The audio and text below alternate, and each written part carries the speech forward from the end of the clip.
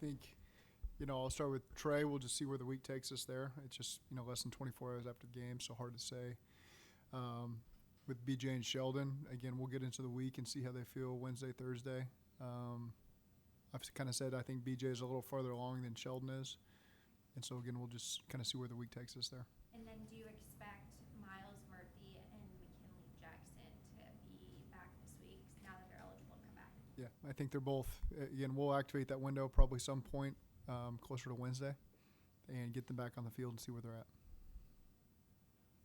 After looking at the tape, what impressed you the most about the run game in the second half? I think the strain from everybody, that's O-line, that's tight ends, that's receivers, that's backs hitting it, exactly how we want it done. So, it's those deals where all 11 guys on offense make the run game go, and I think that there's some really good examples of everybody buying in and paying attention to the details and playing physical. And so, again, there's just great evidence of everyone buying into that, and it's been efficient. Looking at what the Panthers passing game did against you guys, when you looked at it, was it mostly kind of one-on-one situations where guys weren't winning? Well, I mean, twofold. I think there's some things fundamentally certainly we can be better at. It starts with affecting the passer, number one, and number two, being fundamentally sound, and number three, that there were some examples where Andy made some great throws and we were tight in coverage, and receivers did a nice job, with the route stems and creating just a little bit enough separation, and he put it in a good spot.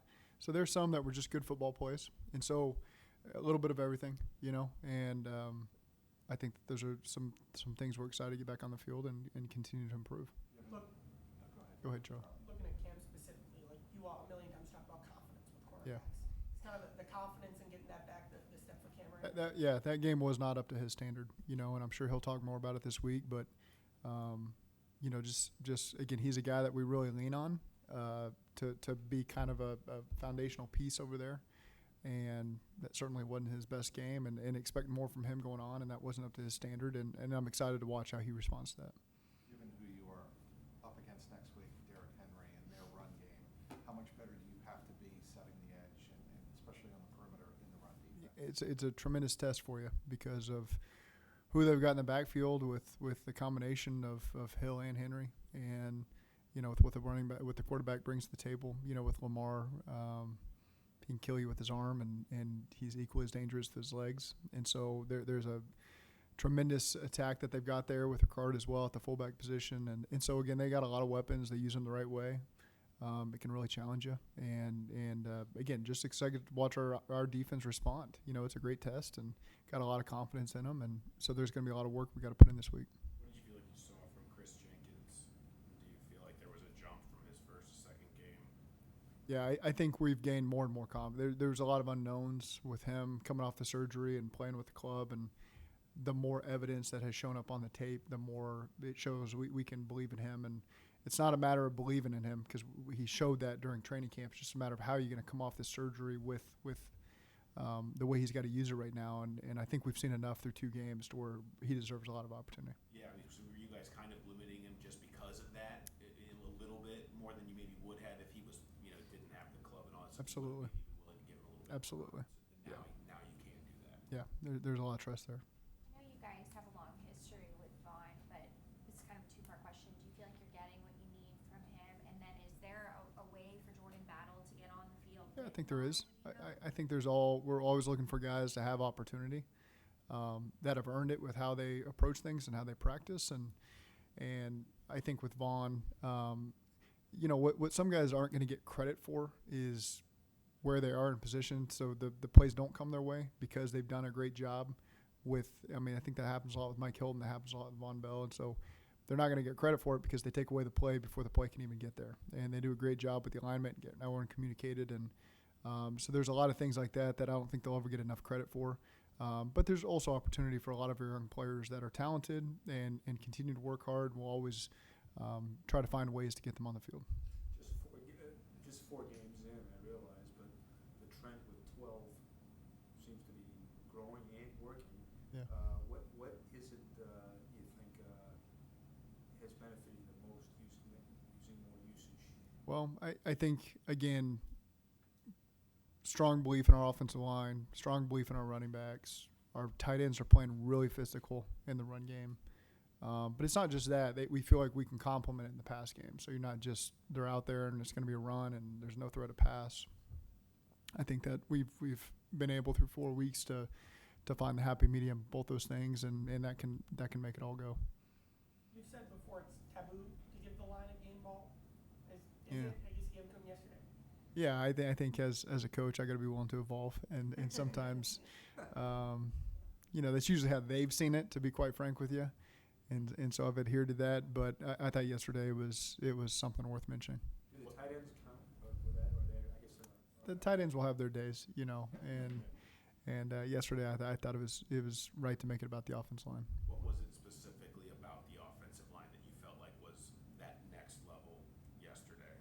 You could feel as the game went that we had great protection. So as you're talking through concepts and what do we like, play action, all the kind of stuff. At the end of the day, it's like it all feels good because we have time to do it all. And so that's usually your first in game. Like, all right, well, the line's obviously playing really well, and then just the run game to see where it went. And and this is, you can see it's close. There's runs that are so close to capping off for 60 and so again, that's just being able to stick with it. And this was really the first game we had the opportunity, like we always talk about, playing with a lead. It's where you can really lean on that in the second half and in 4-minute situations, and that's where you usually pop those big runs. And that's kind of what we've seen in the past. And so I think there's still more there to be had, and that's encouraging. You have singled out Amarius after the game. What did you see on film? What have you seen last 2 weeks? A guy that just continues to grow with the opportunity, and I think every rep that he gets, whether it's a walkthrough, a practice, or a game, is going to be beneficial for him. And so again, I think the mental approach he has taken, and it's not too much for him. You can feel that out there for him. We know that down the line there's going to be some great tests. I thought Connie was a great test. Connie's done it in this league for a long time. He knows how to attack a tackle, and so I think that was really good to kind of get his feet wet there with a great test like that.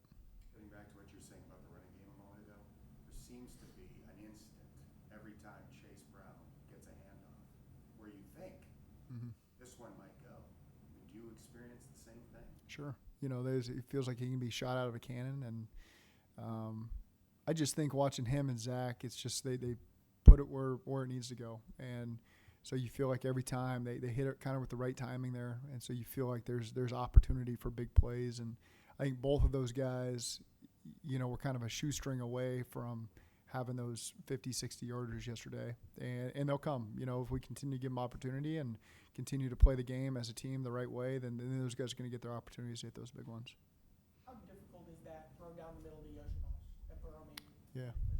It's tough, because he's obviously trying to measure the safeties to see where the opportunity is going to be outside, and there's only that much room for error there when you're throwing down the middle between the carry backer and the safety closing in on it. And so again, that's a credit to Joe and the timing there of placing that ball, Yoshi going up and being physical at the catch point and bringing that thing down, holding it through the contact. And I know it didn't feel good. So that's a big play that we have needed in this offense is, to be able to hit those balls down the middle like that. See Jamar's energy as infectious. Yeah. He's in a mode like he was. Yeah. Yep. I mean, he had 3 catches, and for him to maintain that energy throughout. And, I look back on the game, and it was a strange game. We were backed up, and then we were red zone, and then we were 2-minute.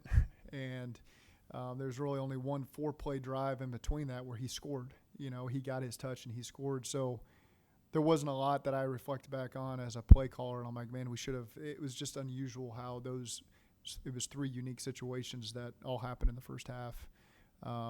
But for him to play with that energy, just the joy you could see on his face when he scored that touchdown, and that lifts the whole team up. We showed first series, second half. He made a key block on the one that Chase almost took to the house. He goes in there to crack the safety. And so, again, it's just there's the little details that those guys don't often get praised for that we see behind the scenes that kind of set the standard for the rest of the team when your best players are willing to do that kind of stuff that maybe everybody doesn't see on the outside, but the team sees it, and then it raises the standard for everybody else on the team. Going back to Jenkins, do you have any sense of how long he'll have to stay clubbed up? I can't give you a great answer on that. Again, we'll kind of see where it's at week to week. You guys have a plan for Brad Robbins? I think there's some roster moves we'll have to make this week, and that's part of it. Is Eric All's blocking, considering all the places he's coming from, really advanced for a guy that's 4 games? I think probably. You know, it's I can't speak to Fairfield's offense, so I can't go back that far. But I can tell you at Michigan, you know, just with Sharon being a tight end guy and an O-line guy and a play caller, now the head coach there, and obviously the history that they've got at Iowa with that grouping, they do it at a very high level. And so those guys have a better chance as they get into the league to be successful early. It's the proof is in the pudding. You know, the amount of tight ends both those teams have put into the NFL. So Eric's a beneficiary of really 2 great programs that have done a good job investing in the tight ends. And then, again, I think our secret weapon is James Casey. You know, it's there's no better one to have bring you along. And with the veterans in the room as well that are willing to help you with Drew and all the other guys. And so I think it's one of those situations where it's a perfect fit in a lot of ways. Here's a guy that was ready to take that next step because of his foundation that's been built, and then he came into a great situation with guys that are able to help him. And he's been willing to do it and very humble in his approach, and he's being rewarded with more plays, and he's rewarding us by doing it the right way and showing us that he can take on all the responsibility that comes with that. Sometimes it kind of feels like with the offensive line, if we don't ask you about them, that's not necessarily a bad thing. That means that everything's going well. Is Orlando Brown playing as good as any left tackle you've seen right now? Yeah, It seems like he's been tremendous. off to a You know, really I don't really notice him, and that's a positive thing, like you said. You know, is because you don't feel that over there, and we'll continue to face great rushers. You know, and so again, everyone's going to be challenged, but his approach has been tremendous. He's reliable. He's, you know, we need key pieces like that you can just depend on to do their job and not need a lot of attention, and he's done a great job there. Go ahead, Jeff. Yeah, I think what was viewed as a negative last year is a strength this year, the goal line. And 2 plays yesterday with the 3rd and 3, and then you went hurry up. I mean, I guess that shows, the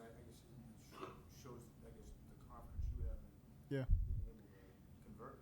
We had a lot of plays down there. We've had a lot of plays down there seemingly this season.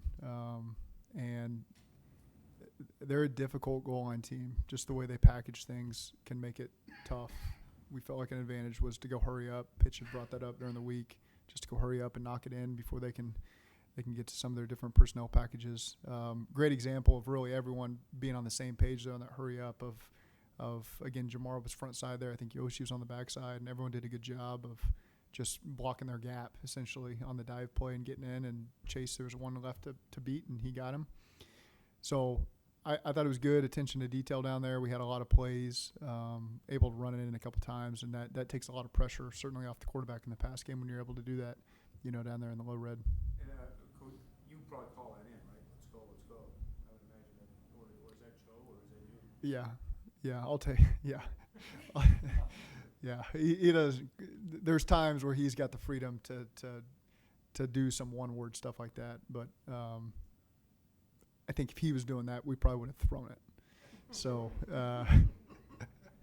but no, he does a good job of that. But I mean, the 3rd and 3 shows your confidence too. I mean, that's Yeah. I mean, it is because that's a play that's been successful for us. I was thinking 4-down territory there, so you're a little more apt to maybe go that direction when you know you got another play, and so that was the thinking there. When you get back last night, do you turn on the Ravens game, watch the broadcast copy, or do you stay away from it and wait to get into it? No, it really just depends. I got home, and that's the first time you get a chance to see the family in a while, so you watch part of it.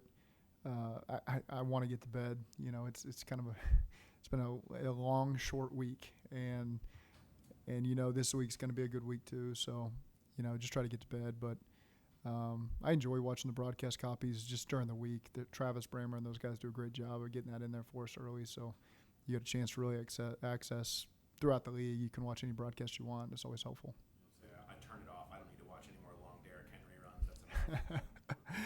I mean, it's a great opportunity for our guys. You know, it's we finally get back in the win column, and now you get a divisional game at home, and I know we'll have a great crowd, and I thought we had a great crowd in Carolina. I was confused that for a T caught his first ball, and I could hear the T chants in the crowd, and it was really, I hadn't done a good job looking up and kind of assessing what the situation was, and you could hear it immediately. And that was one of the first things my son said when I got home was how loud the crowd was on TV, and I noticed it in the stadium. And so hats off to all those that traveled there, or maybe from the area or traveled from here. But you can feel, I mean, we have a very underrated traveling fan base.